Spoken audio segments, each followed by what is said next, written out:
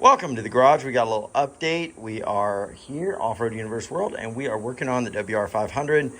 I've gone through priming the frame and sanding down, so we got a really smooth finish. Now I've done one coat of just the actual color, which in this case is white, so you're not going to see very much. But the real magic to this is going to be making sure that white is really smooth, sanding it down, and then we're going to go for the 2K clear, which is the paint that has hardener. And when that hardener is on this frame, you're going to have a very durable finish that will stand up to all sorts of solvents, gasoline, and everything else. Not your typical spray can spray paint. So I've not done the hardener yet. The main thing at this point is making sure you've coated everything, making sure the primer has stuck, and making sure that you sand out any imperfections. The thing about the clear coat is that's what's going to add the shine. That's what could add the nice layer. So, for example, I'm just kind of looking here. I'm not sure if the camera is going to pick this up. But let's say there's like a little area here where there's a little raised up section. That's where sanding down is going to get it smooth. And then as far as the clear coat and the color, that's where we're going to come in with the 2K clear. So it'll be perfect. I've even done frames where we've got just like a prime coating and there's like no shine whatsoever. It's like just a smooth, dull finish, a flat. Once you put that 2K clear on, it's shiny as can be because the coating is so good. So that's where we're at.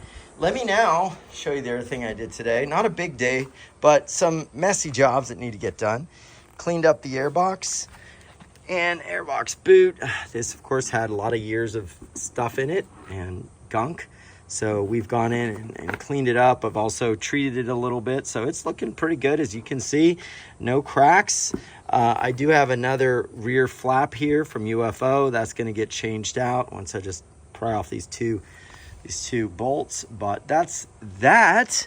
And then on the other side, we've got stripping going on for the subframe. Now this was the job that I knew had to be done. While I didn't strip the frame because that was in really good shape, subframe is not in as good a shape. It was just a lot of rust, a lot of parts where we had corrosion, like here.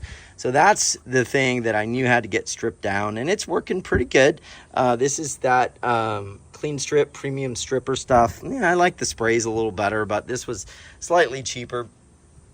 And these days, this stuff is like so ridiculous. It used to be $8, now it's like $20. So I figure, let me get as much as I can for my money. And it's just slowly coming off here. And I gotta, come back every 20 minutes and retreat it a little bit. And eventually I'll just take the wire wheel to it and just get off the rest. And then get it real smooth. Once it's down to like the bare metal, like right here, and all of that, old paint is gone, then I'm going to go through the process of priming it and then getting the color on, which will be the white. And then at that point, I'll have this hanging somewhere to do the 2K clear along with the frame. And then we'll have at least this done. And I'm not sure yet whether I'm going to paint the gas tank. That's the next big question. Let me show y'all what I'm talking about here. We're going to go back into the garage here. Gas tank is pretty white, to be honest with you. But, there's that little yellowing that obviously I don't like. Nobody does. But I have had it outside. It's not getting perfect. So the question is, do I paint it or do I not? I really want to avoid that. You can barely see it on the camera. Maybe it's just me that's hypersensitive, but there's a little bit of yellowing, but chances are probably just going to leave it be. I'm going to have to go in here and polish this up and get it really nice and shiny, and also remove like these scratches and stuff. So there is a lot more work to be done. And maybe at that point, after I've, gotten this thing as nice as I can get it, I can then decide, do I want to paint it or not?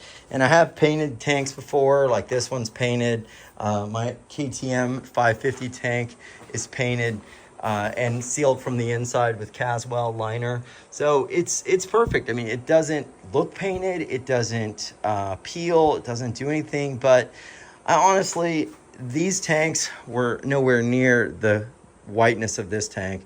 And it probably has to do with how Yamaha manufactures it and the materials and such and the plastic polymers. But I would like to leave this alone, which probably will do. I have to deal with a little bit of that yellow and just let it be. So we'll see. And the reason I bring that up is because if I am going to paint this, then I will be using the 2K Clear, this stuff that I've been talking about, on the tank outside as the final layer. But like I said, I'm not sure. And let me know your thoughts down below. That's about it for now. We've got a beater seat coming, so I'm going to be able to put this seat cover on and keep the original like I said. I got some decals last night, some of the original Yamaha decals, like the tire warning and the shock reservoir decals, which were far too expensive. And also changed up some levers on the bike, but I have to show you guys that later as we are still dealing with all this mess. So let me know if you have any questions or any comments or even any advice on painting, stripping, anything that we're doing at this phase of the project. And if you like the video, go ahead, hit like and subscribe. We'll see you on the next WR500 update, and hopefully we will have some more progress to share.